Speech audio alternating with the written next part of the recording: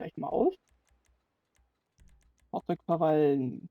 Fahrzeugeinstellung. Fahrzeug, Freunde.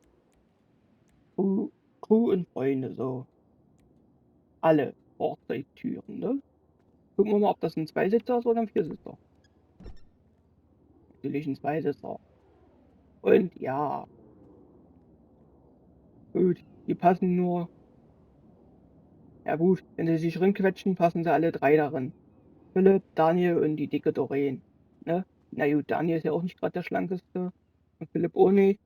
Also, ne, kommen alle drei hier rein, müssen sich halt bisschen, müssen sie halt ein bisschen Gruppenkuscheln machen hier. Ne? Genau, so sieht's aus. So, nur drei Türen, das heißt, die Motorhaube geht gar nicht auf, oder? Nee, die Motorhaube geht gar nicht auf.